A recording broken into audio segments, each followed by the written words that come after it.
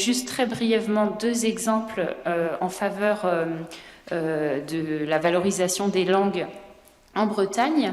La ville de Rennes a été partenaire d'un projet que à Cadix vous devez connaître, qui est l'encyclopédie des migrants, puisque la ville de Cadix, via l'association Pro Derechos Humanos de Andalucía, a participé à ce projet.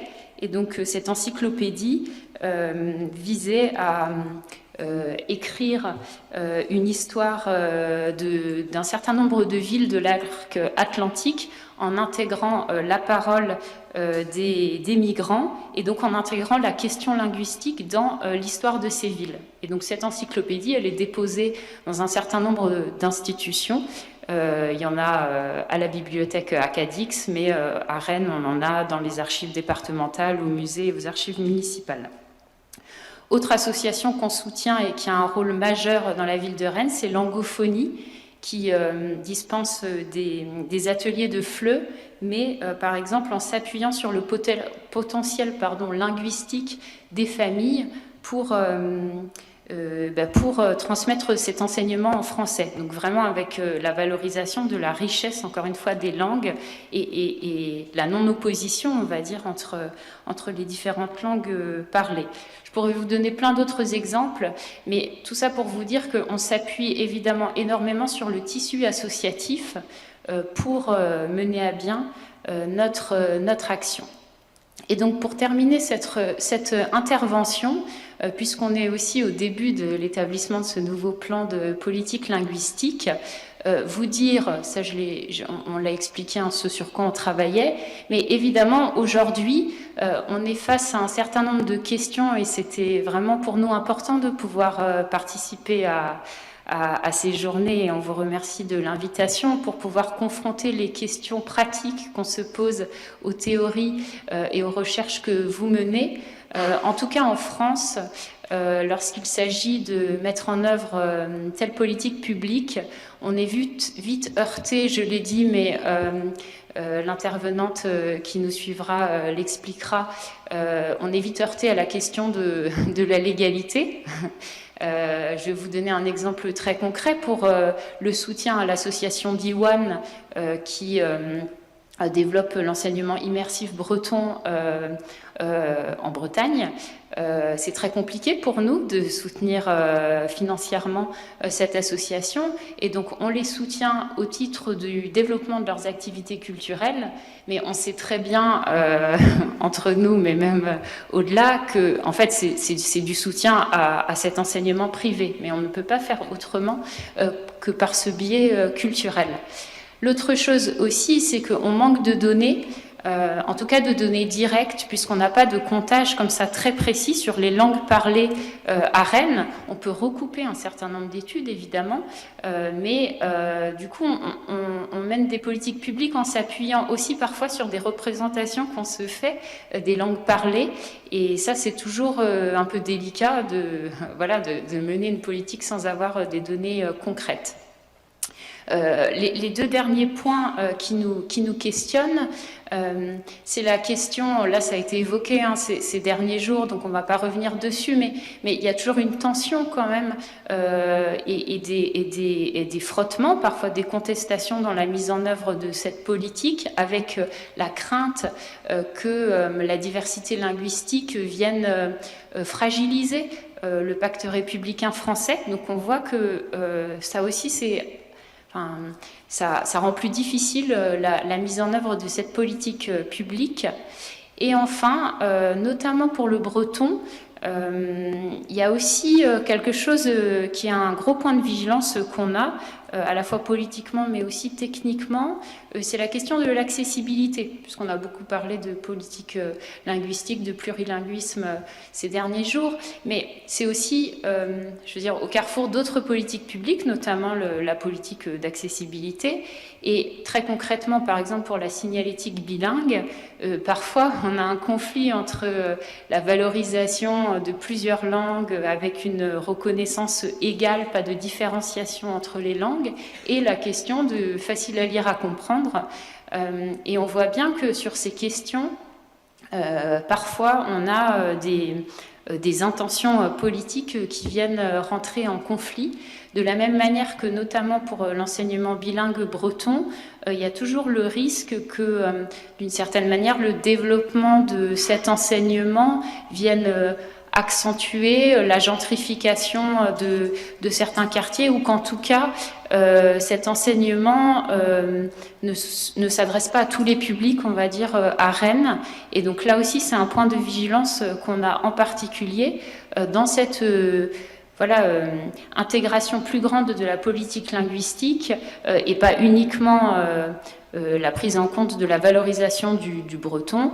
Il est important de pouvoir aussi rendre compte de ces points de fragilité, de vigilance, pour être sûr de bien mener notre politique publique.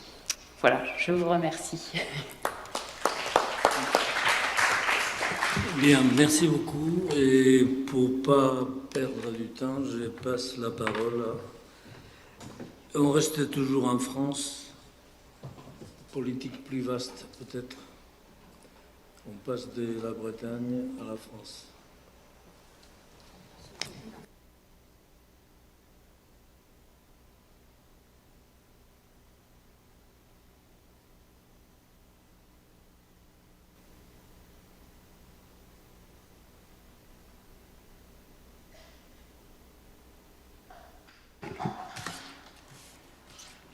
Bonjour à toutes et à tous. Je voudrais déjà vous remercier et remercier l'organisation pour avoir retenu ma proposition. Alors, je vais essayer d'être brève, concise, alors qu'il y a énormément de choses à dire sur la politique linguistique française.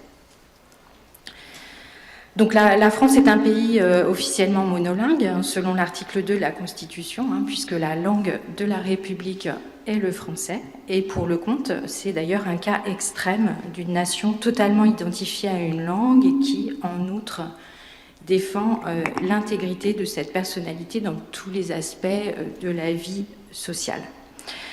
Macaire relève d'ailleurs que pour une large majorité de Français, le monolinguisme est la norme.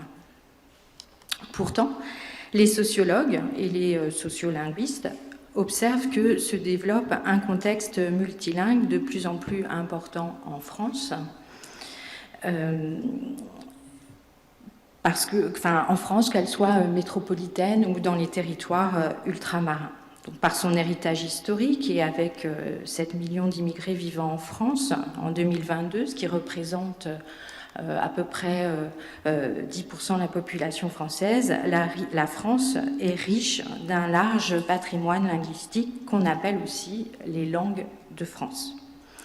Donc, du point de vue politique, la langue française est dotée d'une mission culturelle et sociale, ce qui laisse peu de place au plurilinguisme.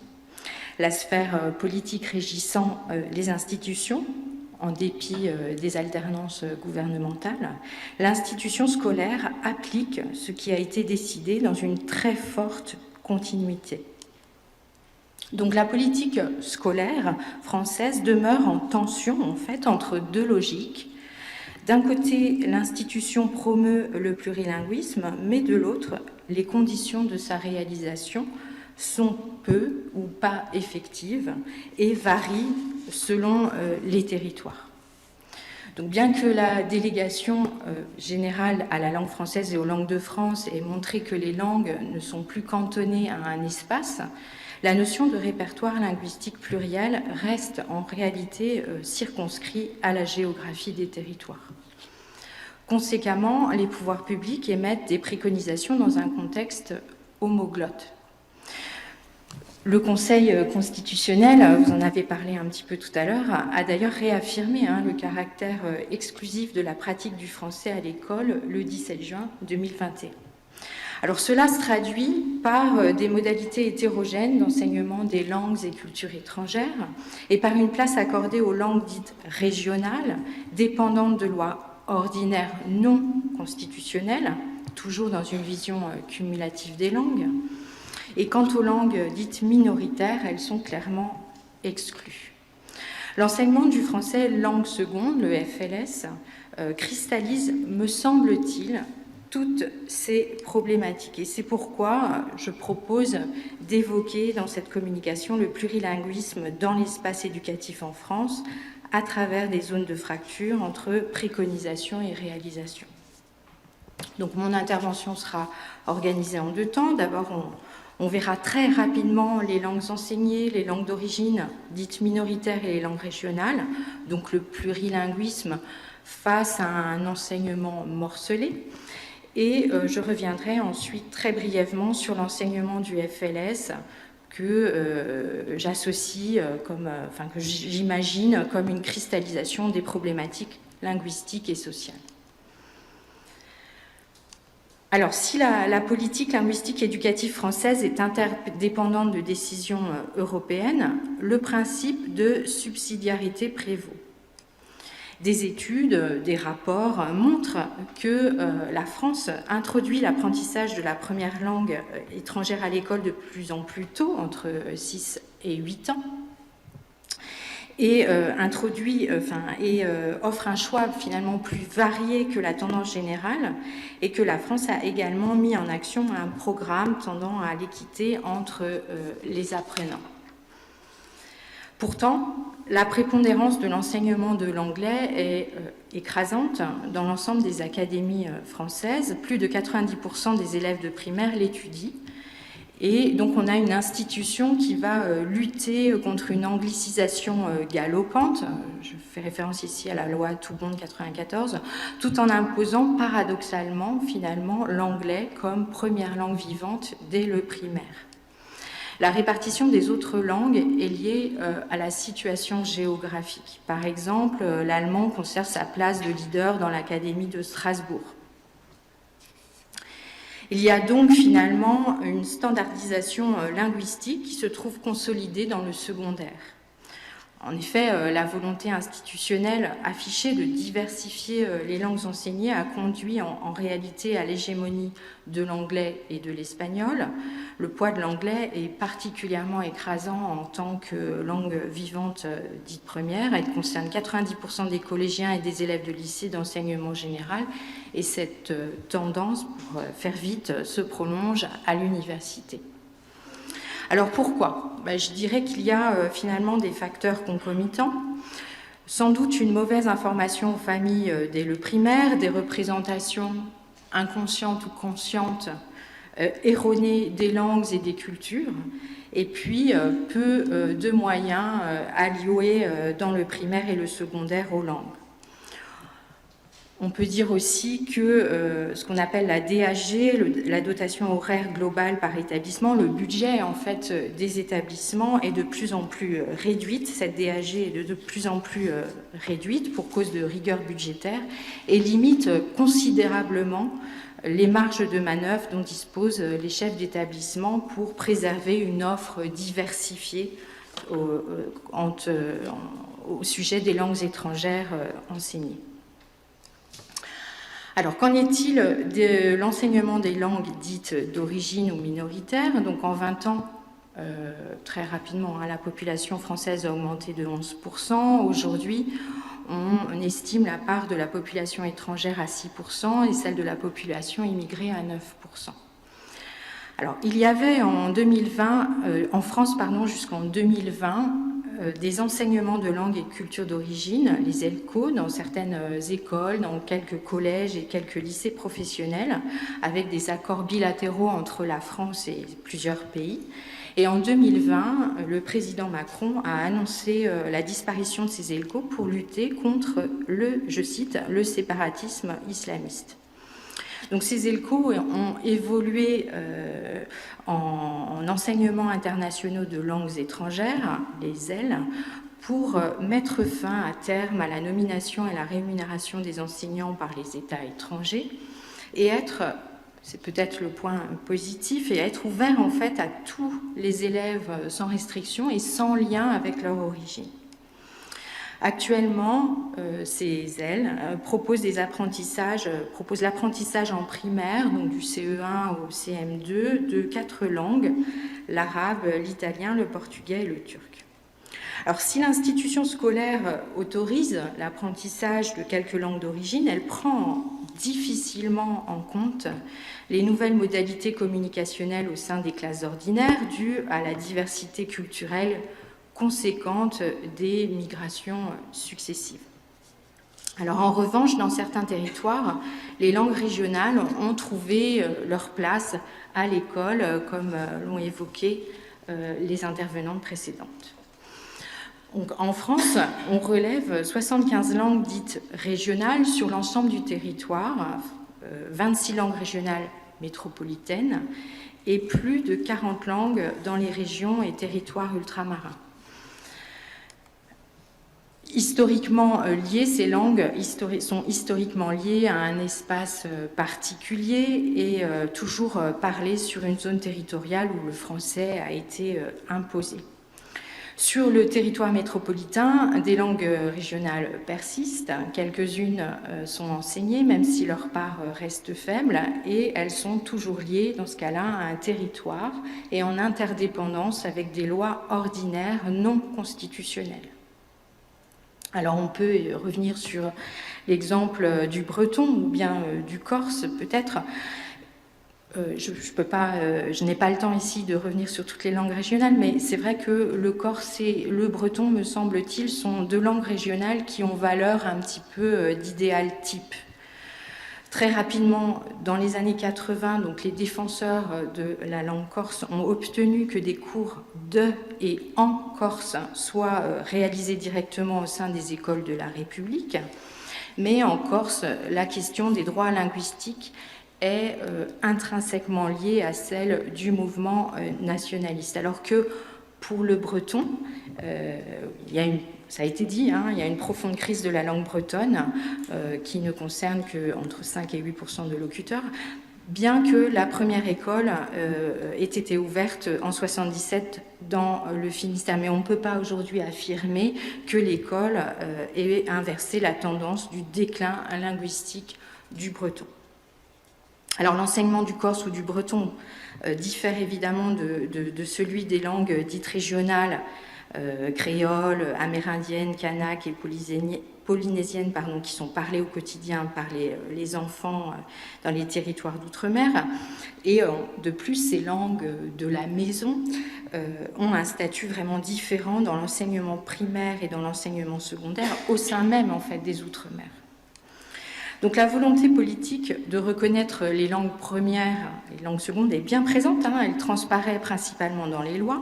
La politique éducative s'en empare et prescrit. Mais sur le terrain, ce qu'on constate sur le terrain, c'est que le plurilinguisme ne constitue pas encore une évidence. Et de plus, les modalités d'enseignement hétérogènes des langues de France montrent donc une vision plutôt cumulative des langues. Alors, interrogeons-nous très rapidement sur l'enseignement du FLS. Les enfants de migrants représentent sur le territoire métropolitain 70 000 élèves. Ils sont pris en charge dans divers dispositifs. Alors, je n'ai pas le temps de faire l'historique depuis les années 70, mais je dirais que dans le secondaire et en particulier au collège, ils sont majoritairement scolarisés en UPE2A.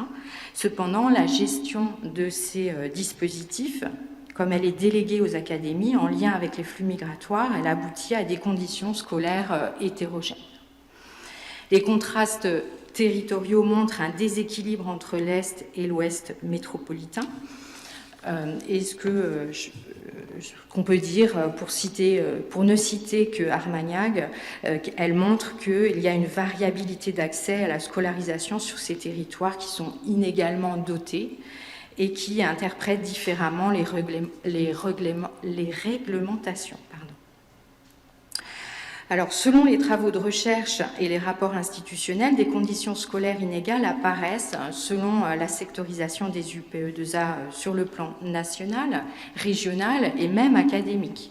Elles sont la conséquence de la politique éducative régionale, départementales et aussi elles sont dues à la politique urbaniste. Ces travaux donc montrent que les conditions matérielles de scolarisation des allophones aboutissent généralement à une scolarité entravée, du moins contrainte, mais même s'il existe quand même des réussites.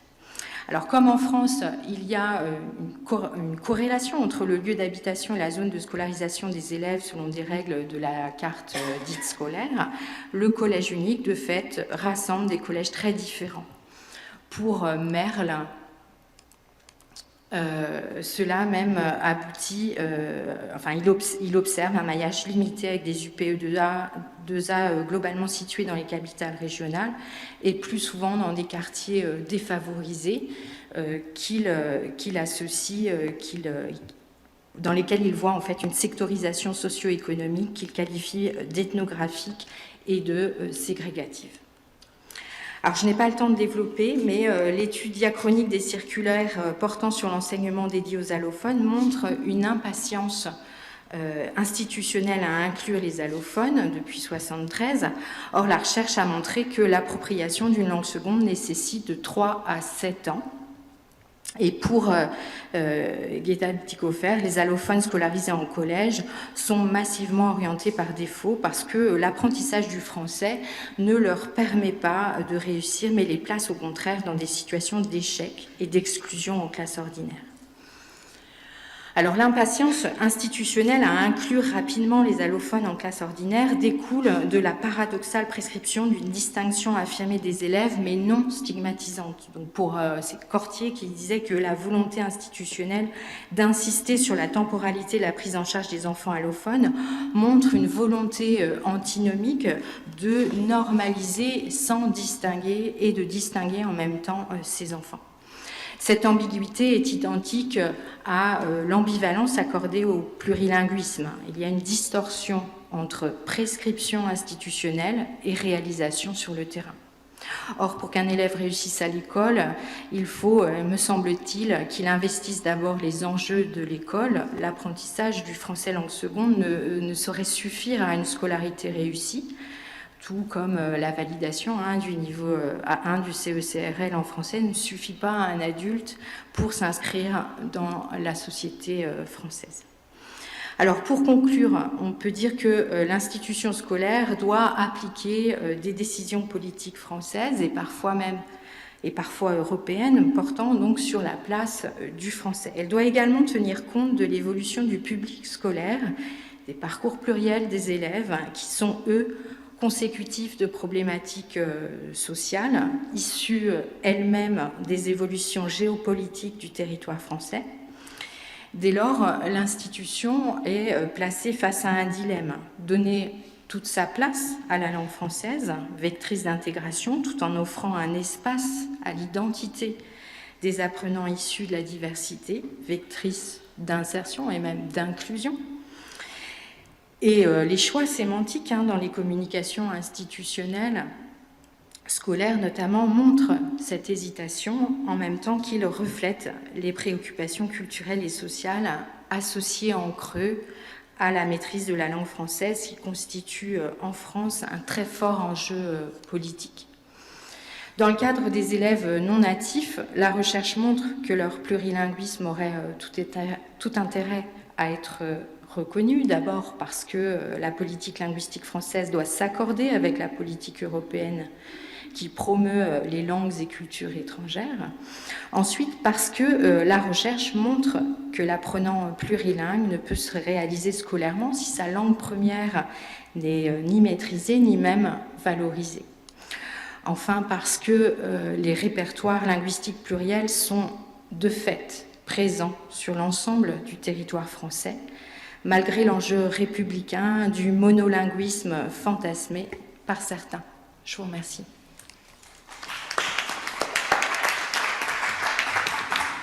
Bien, merci beaucoup. On passe je passe la parole et il va s'agir de l'histoire du festival Par le Monde.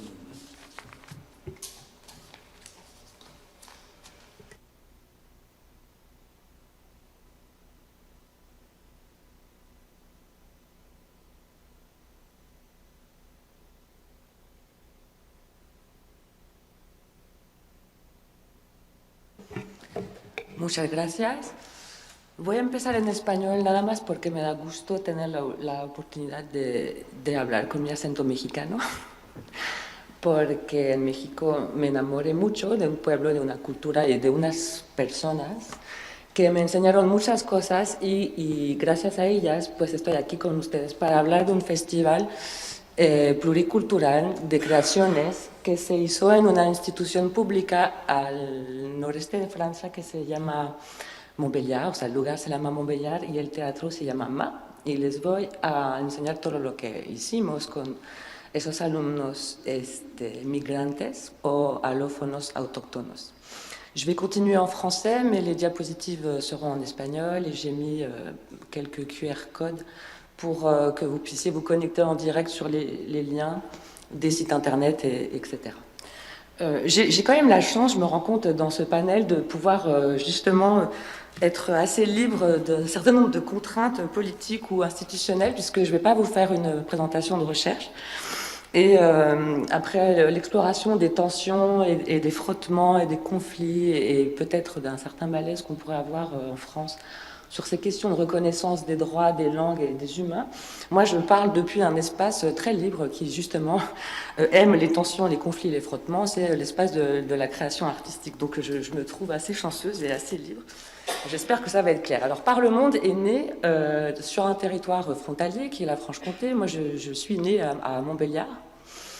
Une zone qui a également vu naître un certain nombre de véhicules, les véhicules Peugeot avec vous savez, l'usine Peugeot à Sochaux, qui dans les années 70 accueillait plus de 40 000 ouvriers, des ouvriers qui venaient du monde entier, et particulièrement du Maghreb, de l'Italie, de la Pologne, du Portugal, etc., etc. Donc je suis née dans un territoire plurilingue qui s'ignore complètement, c'est-à-dire que voilà, ces langues n'existaient pas, y compris pour moi, lorsque j'étais élève. Et en 2015, bien sûr, les crises mondiales et notamment le conflit syrien a fait réarriver un certain nombre d'enfants, d'adolescents, de familles. Et moi, je suis à l'époque coordinatrice à plusieurs, on est deux, hein, du CASNAF de l'Académie de Besançon. Et en même temps, je suis professeur relais dans une scène nationale, la scène nationale que je viens de citer, qui s'appelle MA à Montbéliard. Et on se dit, mais pourquoi on ne pourrait pas créer quelque chose avec ces nouveaux élèves, cette nouvelle population qui arrive à Montbéliard, qui est quand même une ville petite, hein, environ 25 000 habitants, et la programmation artistique de la scène nationale qui est volontairement plurielle, pluridisciplinaire et souvent en langue originale. Donc on se dit, ben voilà, on va valoriser les langues des habitants et non pas leur qualité d'exilés ou d'immigrés ou d'émigrés. On pourrait discuter de ce mot migrant. Hein. On va faire un pari, on va parier que ces langues différentes vont être un moteur de création artistique et de rencontre. Et on va travailler en coopération avec plusieurs institutions, notamment l'école, les associations locales, les tutelles locales et puis l'institution culturelle. Donc le but, c'est pas de valoriser la diversité, c'est de valoriser ce qu'on va avoir de commun. C'est-à-dire le parler monde, et l'idée de parler monde, c'était quand même... par paronomase, de faire écho au Parlement, c'est-à-dire avoir voix au chapitre, vous voyez, politiquement également dans l'espace public. Donc ce parler monde, qu'est-ce que c'est? C'est explorer ce qu'on a en commun, et pour le dire rapidement, ce serait la capacité de dire ou de se dire, la capacité de voir ou de se voir, et la capacité de s'écouter ou d'écouter, tout ça sur un même territoire qui est, en l'occurrence, Montbéliard. Donc les principes, vous l'avez compris, c'est d'associer des institutions éducatives différentes dans le processus d'inclusion des nouveaux élèves, de donner une visibilité au répertoire linguistique de ces participants, qui souvent, si vous leur demandez, je vais vous les montrer hein, dans 2 minutes, mais quand on commence par accueillir un adolescent, qu'on lui demande quelle langue il parle, il va peut-être nous répondre, mais certainement pas nous répondre la totalité des langues qu'il parle ou qu'il a admis, parce que les langues, elles se valorisent aussi, ou elles se conscientisent aussi en fonction d'un certain contexte. Par exemple, qui tu es toi pour me demander quelle langue je parle? Ça va te servir à quoi? Souvent, on va me le demander. Et dans la création artistique, ce sont des choses qui émergent, elles étaient déjà là, mais au bout d'un moment, on a envie de sortir ce qu'on a dans sa poche. Donc donner visibilité à ces répertoires et aussi donner visibilité au répertoire des artistes, qui sont pour la plupart allophones également, et réveiller le public d'une certaine façon qui a peut-être oublié qu'il était lui-même plurilingue ou qui vient d'une famille, etc., etc. Donc comment est-ce qu'on crée à partir des diversités linguistiques, mais aussi identitaires et culturelles, des œuvres originales, c'est-à-dire que les élèves qui ont participé, ou les participants qui ne sont pas tous des élèves, hein, Par le Monde, ont écrit, joué, mis en scène, travaillé. Enfin, on n'a pas adapté d'œuvres pour eux. Ce sont eux qui ont fait naître les œuvres collectivement aux côtés des artistes et participer aussi dans l'espace public, à conscientiser que tout est en mouvement et que tout est dynamique et que finalement on a tous une grosse part de pluralité en nous. Donc l'idée c'est de montrer tout cela. Ça devait être un one shot, on devait en faire qu'un. Finalement on a décidé de le faire tous les 2 ans et on ne s'arrêtera peut-être plus, enfin j'espère. C'est un festival gratuit qui se situe au centre-ville et qui a une durée variable. Ça dépend des années, ça dépend des budgets, ça dépend de beaucoup de choses, de la météo. Parfois il neige à Montbéliard au mois de mai, de 3 à 5 jours. Je vous ai mis un petit QR code qui si vous le flashez, vous emmènera directement sur le site compagnon du Festival Par le Monde et qui résume en gros de quoi on parle. On parle de résidences d'artistes, des résidences qui se tiennent à partir, c'est entre 60 et 100 heures d'intervention artistique. Alors quand on est dans les milieux scolaires, c'est beaucoup. Interrompre les programmes, les curriculums, les enjeux de la scolarité à raison de 60 à 100 heures, c'est quand même voilà, il faut s'engager dans la question artistique. Ce sont des créations authentiquement participatives, je vous l'ai dit, un festival en biennale, et c'est aussi mon sujet de recherche en sciences du langage. Je vous ai mis aussi en bas sur la table des petits carnets qui racontent un petit peu l'histoire de ce festival. Pour l'instant, dans les 3 premières éditions, on a fait intervenir 20 artistes européens, dont vous voyez les bouilles. Donc nous avons des réalisateurs de cinéma, des danseurs, des chorégraphes, des plasticiens, des auteurs, des créateurs radio et des graphistes et un poète. Et voilà, donc pour l'instant il y a eu 20 œuvres, 350 participants répartis dans 15 écoles, collèges ou lycées de Montbéliard ou du territoire. Donc, les œuvres de Par le Monde, je vous l'ai dit, sont réalisées par des élèves allophones. Et qu'est-ce que c'est qu'un élève allophone? C'est toujours intéressant de le rappeler. Pour reprendre une définition que ma directrice de thèse utilise, un allophone, c'est un enfant qui est entré dans le langage par une autre langue que la langue majoritairement parlée dans le pays dans lequel il vit. Donc, quand on considère cette question, d'un seul coup, il nous apparaît très rapidement que beaucoup d'élèves sont allophones. Et ils ne sont pas tous étrangers, ils ne sont pas tous exilés, mais à la maison, il s'avère qu'on ne parle pas forcément toujours la langue de l'espace social, et encore moins, je dirais, la langue de l'école. Donc l'idée, c'était de postuler que les allophones peuvent être des enfants migrants ou des adolescents en situation d'exil, ou aussi des enfants simplement bilingues ou plurilingues. Comment on a choisi les artistes? Bien sûr, ça dépend de la direction artistique de la scène nationale, mais on avait quand même des principes de collaboration, des principes que nous aimons partager. D'abord, dans les intentions du projet artistique lui-même, il fallait que la question des langues soit centrale. La question des langues doit intéresser l'artiste. Par exemple, nombre de conversations ont eu lieu sur « Ah, mais moi j'ai travaillé avec les gens en marge, le public du champ social, le public éloigné ou le public incarcéré, etc. » Bon, là, on n'est pas du tout dans cette question-là. Ce qui va nous réunir, ce sont la capacité de parler en langue, et donc je veux que ces langues, ou nous voulons que ces langues, ou la question de se parler en langue, soit au centre des intentions artistiques. On l'a vu aussi cette semaine dans le colloque, l'intérêt de la fiction par rapport au récit biographique. C'est toujours plus facile de parler de quelque chose qu'on invente, même si dans notre récit inventé, il y a énormément de nous-mêmes, et ça peut éviter de surexposer les adolescents migrants en particulier à leur contexte de migration, c'est-à-dire t'essentialiser en tant que migrant est quand même un petit peu compliqué ou réducteur, et la fiction aide beaucoup. Multiplier les langues par les images, par les corps, par les langues de la famille, par les langues préférées. On a des élèves qui, par exemple, je pense à une élève qui venait d'Algérie pour étudier la littérature et qui, lorsqu'elle a rencontré la metteuse en scène et autrice, lui a parlé en allemand, ce qui a beaucoup surpris la metteuse en scène, ce qui m'a dit « Mais enfin, pourquoi cette élève me parle-t-elle allemand ?» Je dis « Mais parce que c'est une langue valorisée. Ici en France, elle l'a bien compris, donc c'est celle qu'elle va te montrer, en premier en tout cas.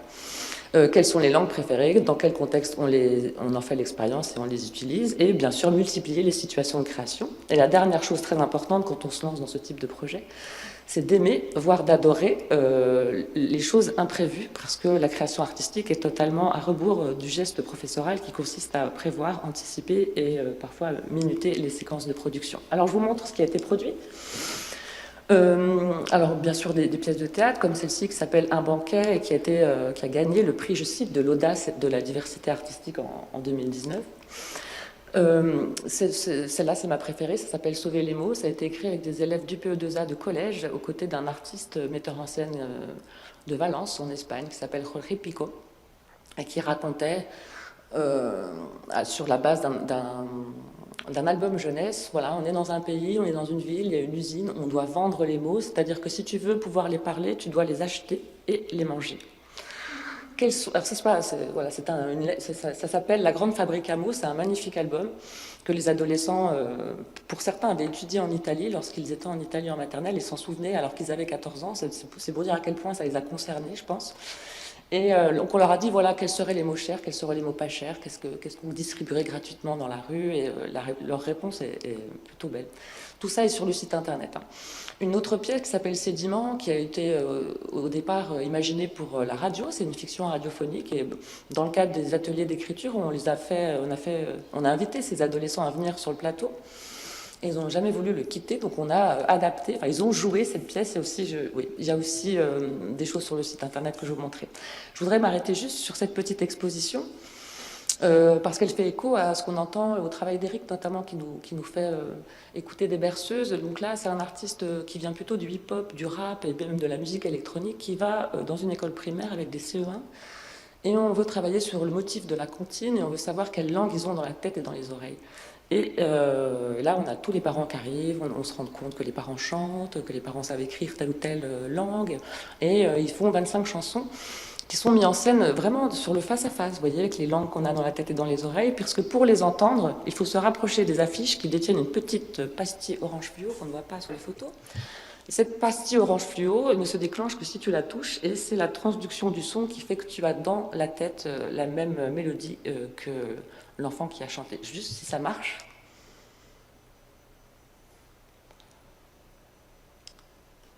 Ça marche pas. Normalement, il y a du son là, qu'on avait répété. Por si acaso me escuchan allá. Non, bon, c'est pas grave, je vous les ferai écouter dans les couloirs si vous voulez. Une autre exposition qui, de la même manière, parle. Ça, c'est des adolescents aussi en UPE2A qui ont travaillé sur la porte, et quand la porte s'ouvre, vous avez un petit dispositif sonore qui vous parle. Donc, soit vous passez à côté, soit vous passez au milieu, et dans les deux cas. Si, parce que tengo. A ver. Normalement, là, il y a quelque chose qui chante. Non, ça marche pas. Bon, c'est pas grave. Chaque fois qu'on répète, ça marche jamais, mais c'est pas un problème. Une autre exposition que je voudrais vous montrer, c'est une exposition humoristique avec un artiste qui s'appelle Sébastien Fayard, et qui a, dans son propre travail, joué sur la mise en scène d'expressions prises au pied de la lettre. Alors, vous imaginez qu'avec une classe de CM2 dite ordinaire, qui est composée de 24 élèves, et donc de 22 langues, puisque, voilà, c'est aussi une situation ordinaire, les élèves de CM2 ont beaucoup aimé se prêter au jeu, et je vous en montre deux en particulier, qui est la première, qui a été signée par Eba, qui, elle, était la seule élève récemment arrivée dans la classe. Qu'est-ce que ça? Ça marche? Non. Non. Pas grave. On revient sur Eba. Voilà. Qui venait juste d'arriver d'Italie, et comme elle a choisi d'illustrer l'expression mettre les points sur les i, comme ça on voit bien ce que ça veut dire. Et la deuxième, qui est Abnora, qui est albanaise, et qui souvent, quand elle utilise sa langue maternelle dans la cour, se voit être accusée de dire des choses méchantes ou qu'on ne comprend pas. Vous savez, le plurilinguisme pose toujours cette question de doit-on comprendre toutes les langues des élèves que nous avons en face de nous. Et donc elle a choisi subtilement de mettre en scène la phrase raconter des salades. Voilà. Les enfants de 10 ans, 11 ans posent ça là, et puis nous, on chemine avec l'interprétation des œuvres. C'est bien tout le chemin de l'art. Donc voilà, il y a d'autres projets que je voulais vous montrer, mais très rapidement, je vais passer dessus, pour vous inviter à aller écouter des podcasts, puisque la scène nationale de Montbéliard-Ma développe une radio, et que dans cette activité de radio, on a beaucoup, enfin, on finance beaucoup de projets radiophoniques qui donc peuvent voyager dans les smartphones et qui font entendre ces voix et ces cultures. Vous avez aussi une page Vimeo où vous avez toutes les traces des créations. Hop. Juste, à quoi ça sert de collaborer avec des artistes et de faire des expériences en commun? D'abord, on l'a dit plusieurs fois dans ce colloque, ça favorise la rencontre des imaginaires, et non pas seulement des gens, mais aussi des imaginaires. Ça multiplie les outils de médiation pour relativiser, je cite encore ma directrice de thèse, les formules culturelles de chacun. Ça favorise évidemment le groupe, on l'a entendu aussi, la dimension du collectif, et ça impacte très positivement les enjeux liés à la motivation et à l'estime de soi. Mais surtout, ça construit des expériences publiques qui alimentent un patrimoine commun. C'est intéressant d'entendre dans cette table ronde la question du patrimoine, mais le patrimoine, il vient aussi des gens. Enfin, c'est la question du cycle ou bien de l'ascenseur, on en reparlera peut-être demain quand on présentera la Biennale, personnellement m'intéresse beaucoup. Donc en conclusion, ce sont des expériences qui conscientisent les choses, mais de façon globale, c'est-à-dire les enfants vont mieux, les enseignants apprennent et vont mieux, et les publics également revisitent leur propre histoire. Alors c'est pas non plus tout à fait magique, je ne voudrais pas donner du grain à moudre au plurilinguisme enchanté, mais en tout cas c'est encore un lieu, je dirais, porteur d'espoir sous certaines conditions que malheureusement je n'aurai pas le temps de développer ici. Je vous montre la dernière diapositive que j'appelle ma diapositive Love, parce que c'est des vraies traces d'amour. La première citation, c'est un adolescent très beau, très fort, qui, lors d'un travail d'écriture, se met à se souvenir d'une recette de cuisine d'un plat que sa maman lui faisait au Maroc, et il se trouve qu'il se met à pleurer sans rien dire, il sort de la salle, il revient, il s'appelle Adnan, et je lui demande, est-ce que ça t'a fait souffrir de te rappeler subrepticement de la recette de la pastilla de ta maman? Il m'a dit, mais pas du tout. Et je lui dis, mais alors voilà, la création artistique dans le cadre de l'école, qu'est-ce que ça te fait? Il me dit, ah, mais Maya, donc c'est l'artiste, Maya, elle est belle, parce qu'elle parle avec son cœur, elle m'a juste donné une feuille et un stylo, mais en faisant cela dans ce projet, en fait, elle m'a ouvert tout un chemin. Moi, ce que j'aime dans cette citation, au-delà du fait que Adnan est adorable, c'est que l'artiste, elle a tendu une feuille et un stylo à un élève qui, toute la journée, normalement, utilise une feuille et un stylo en contexte scolaire, et là, d'un seul coup, ça a pris sens d'utiliser ça pour travailler. On voit une trace d'exposition ou un public standard, c'est pas des participants, c'est des vrais gens qui viennent visiter l'expo, s'enlacent devant les images des enfants, et on voit Jorge Pico avec un jeune élève qui s'appelle Amokran, qui lui tend un petit mot dans lequel il est écrit « Je t'adore ». Alors qu'est-ce que ça nous raconte? Quelque chose qu'on sait tous, qu'on apprend toujours mieux quand on palpite dans ce qu'on fait. Je pense que pour les chercheurs, en tout cas, ou pour les artistes, ou pour beaucoup de monde, quand on met l'énergie du cœur dans ce qu'on fait, ça va beaucoup mieux. Et ça me fait toujours penser à un mot de l'espagnol qui veut dire se rappeler ou rappeler, et qui étymologiquement veut dire passer 2 fois par le cœur. Et les enfants, ça, l'expérimentent beaucoup dans les traces de création de par le monde. Merci beaucoup. Bien, merci beaucoup. Donc, on va passer maintenant aux questions. Si on s'arrêtait à l'heure prévue, on n'aurait que 5 minutes pour les questions. Donc, je pense qu'on peut se donner encore 5 minutes de plus, voire 10, mais grand maximum, parce que j'ai l'impression que certaines personnes auraient besoin d'un bon café après pour tenir jusqu'au bout de la journée. Donc, est-ce qu'il y a des questions?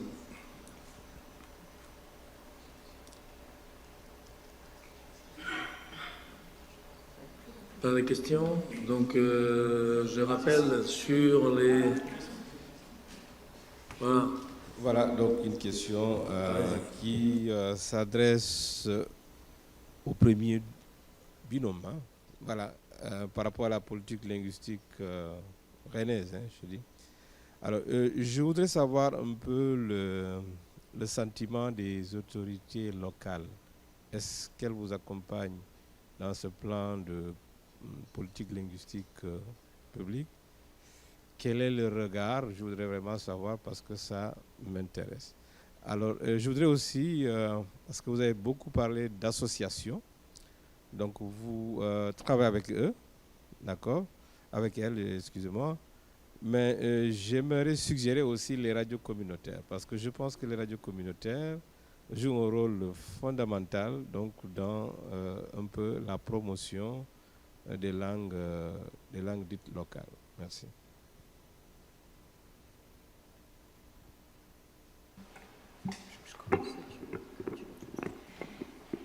Merci pour votre question.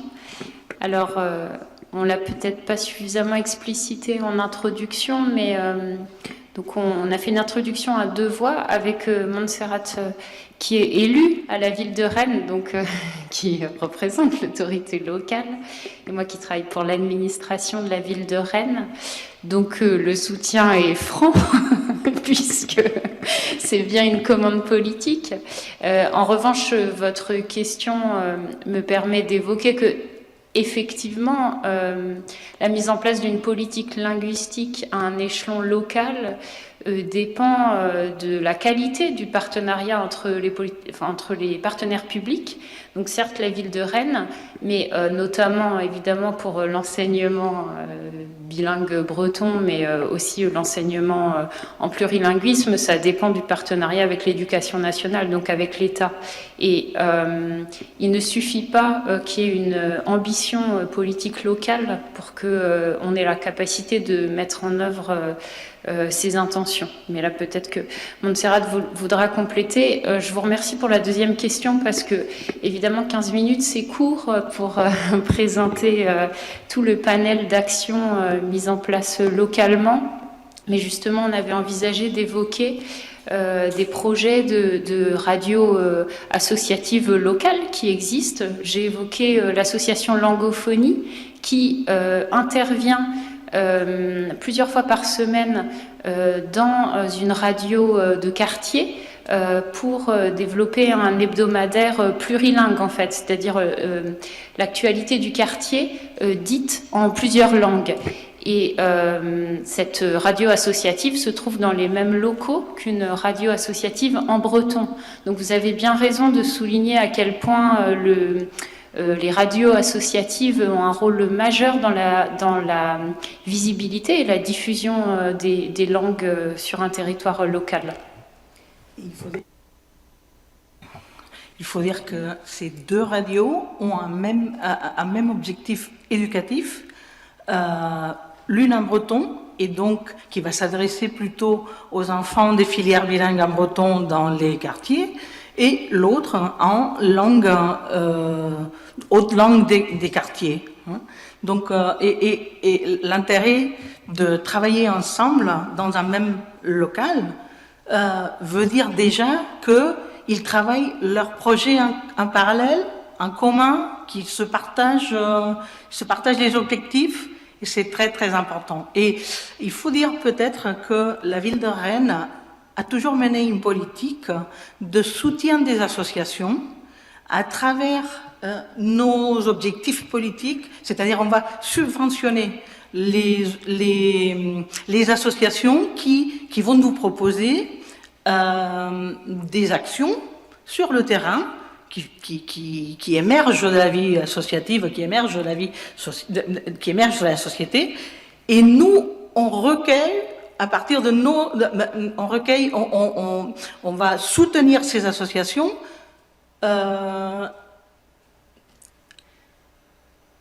si elles nous proposent des choses qui vont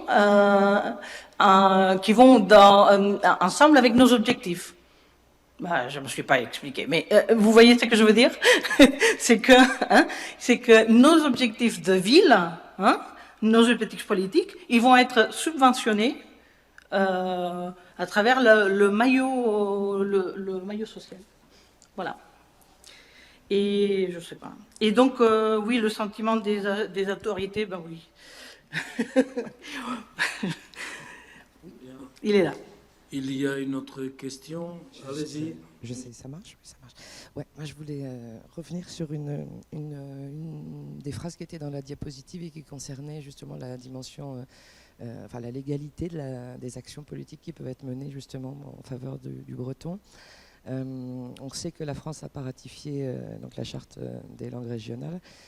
Ceci étant dit, j'ai ma question. Je me suis un peu renseignée depuis qu'on a parlé hier, et j'ai vu que la ville de Rennes donc avait commencé à rédiger ou à travailler sur une charte locale en faveur du breton. Je voulais en savoir un petit peu plus, et est-ce que vous cherchez à atteindre comme objectif à travers cette charte d'un point de vue très concret en termes d'action?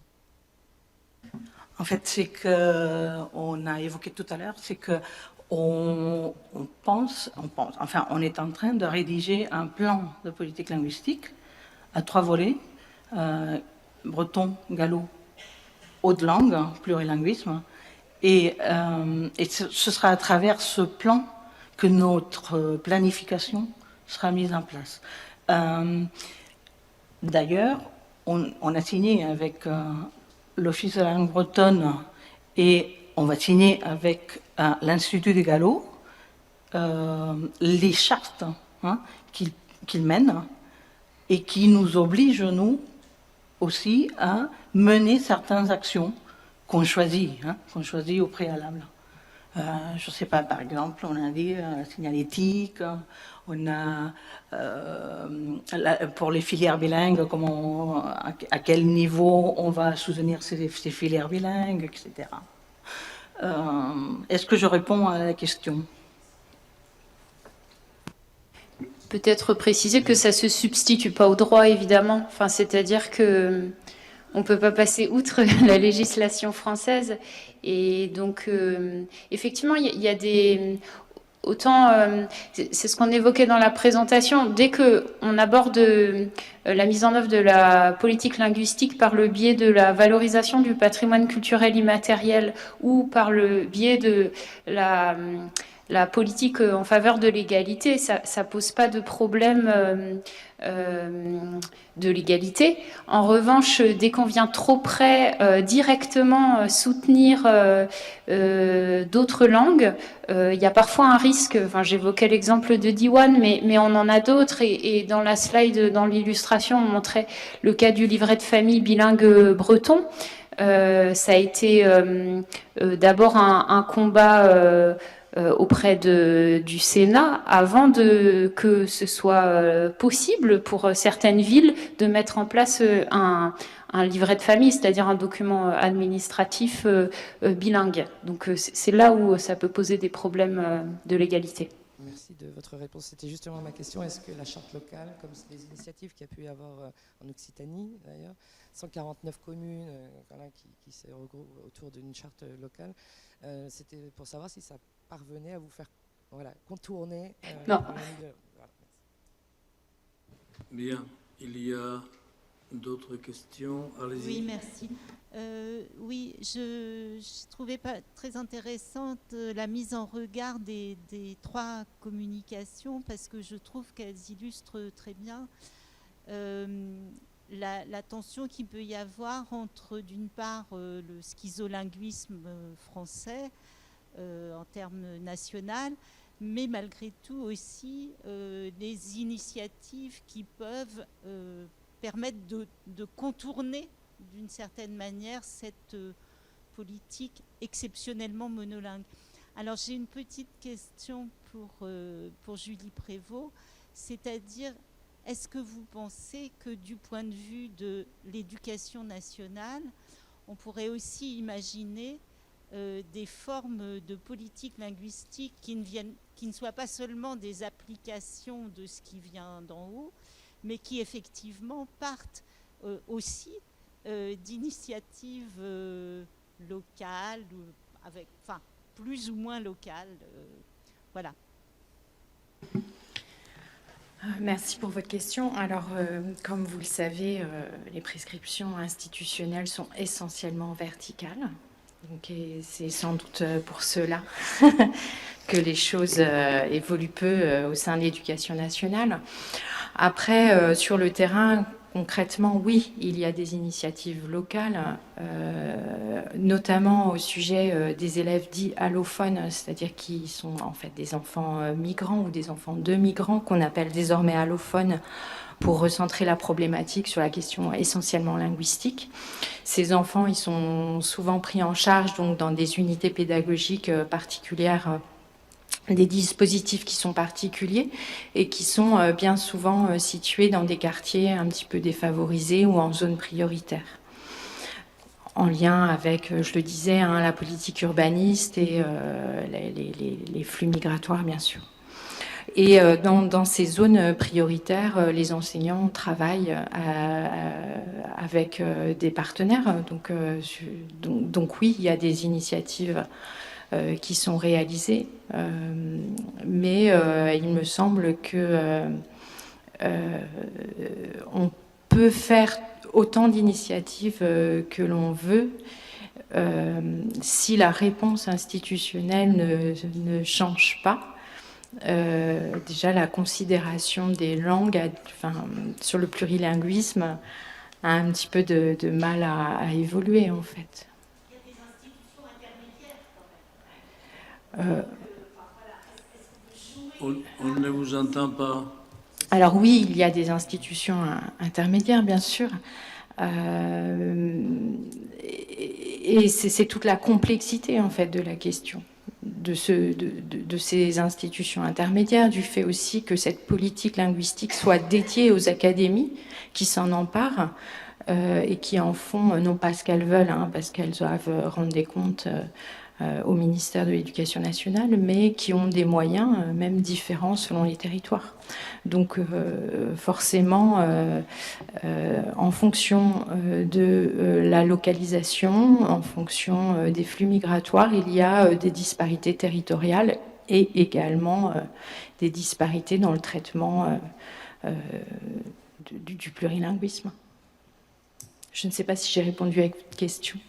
Bien, merci beaucoup. Essayez de poser des questions, des réponses brèves, si on veut que tout le monde participe et qu'on puisse faire une coupure. Merci. Oui, je voulais vous remercier toutes les quatre pour vos présentations. C'était super. C'était super aussi d'avoir une ville présente et une organisation artistique et d'avoir tout ça qui se répond. Je voulais juste réagir sur la préoccupation, le point de vigilance que vous avez évoqué par rapport au soutien aux écoles d'Iwan en Bretagne, alors qu'il y a une telle prégnance de l'enseignement catholique privé largement financé sur fonds publics. C'est quand même assez paradoxal qu'on s'inquiète d'une possible gentrification par le Diwan, alors que ça se passe déjà. Et je dis ça avec une affection particulière pour Rennes, où j'ai passé des années d'étudiante. Voilà. Très brièvement, c'est difficile encore une fois en 15 minutes de pouvoir rentrer dans la complexité, mais en tout cas, on a une attention très particulière sur des tentatives de contournement de la carte scolaire ou des choses comme ça. Mais je ne voudrais pas que la slide ait donné à penser que nous trouvions que développement de Diwan égale gentrification. En revanche, c'est très important dans le développement de l'enseignement bilingue d'être sensible à ces questions, de développer aussi une filière dans l'ensemble de la ville et pas uniquement par exemple en centre-ville, et de pouvoir mesurer aussi qui s'inscrit dans ces cursus bilingues pour être sûr qu'on ne va pas aller en développant une politique publique à l'encontre d'une autre. C'était plutôt sur ça. Et sur votre première remarque, effectivement, toute la complexité, c'est qu'il y a ce qu'on fait officiellement et ce qu'on fait officieusement, mais la réalité est que concrètement, le soutien d'Iwan de la ville de Rennes se fait au titre et dans le cadre d'une convention de développement culturel. Allez-y.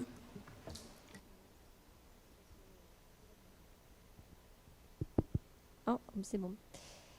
Merci pour ces présentations. Je suis navrée, je n'ai pas pu assister à la première, mais voilà, donc je tenais quand même à vous remercier. J'avais une question pour Maude au sujet du festival Par le Monde, donc, qui est vraiment très, très enthousiasmant. On voit que c'est un projet extrêmement ambitieux. On en avait parlé également. Tu mènes ta thèse, ton travail de recherche sur ce festival. Alors, tu nous as présenté le festival comme étant un festival pluri-artistique, multi- et pluri-artistique, avec des artistes qui viennent de pratiques différentes, de genres différents. Ma question, c'était, est-ce que toi, tu as pu observer des préférences au niveau des artistes par rapport au public, par rapport aux contraintes que vous avez dans les formes artistiques, dans les choix qui sont faits?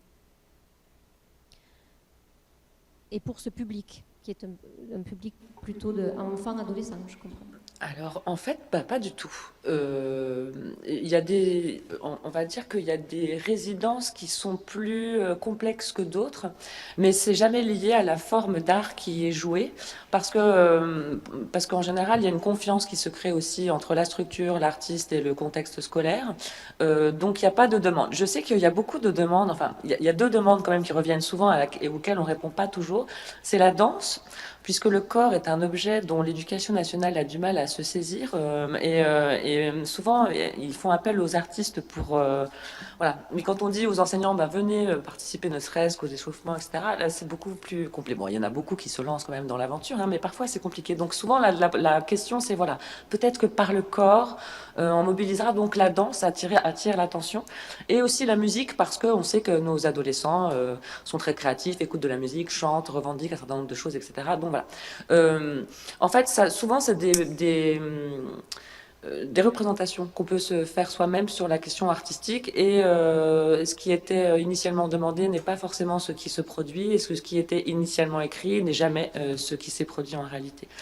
Ce que je remarque quand même, c'est qu'il faut vraiment des zones de médiation, parce que quand on fait de la création vraiment authentique avec des profs et des adolescents, il y a des points d'incompréhension. Au bout d'un moment, on ne sait pas où on va. L'artiste, quand il arrive à l'école, lui, c'est la rencontre avec les participants qui va faire que d'un projet écrit parce qu'il fallait dans le dossier de subvention écrire une note d'intention.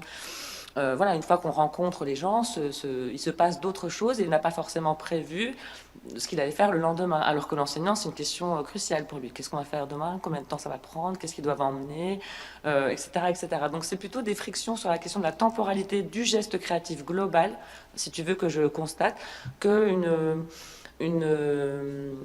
art en particulier ou une discipline ou un genre qui aurait plus ou moins de succès. Bien. Donc, on remercie de nouveau toutes les intervenantes et puis le public qui a posé des questions. C'était très intéressant. Et là, on a un quart d'heure de pause. Ceux qui ont besoin d'un café, ils peuvent y aller. Et on reprend à l'heure prévue. Merci beaucoup.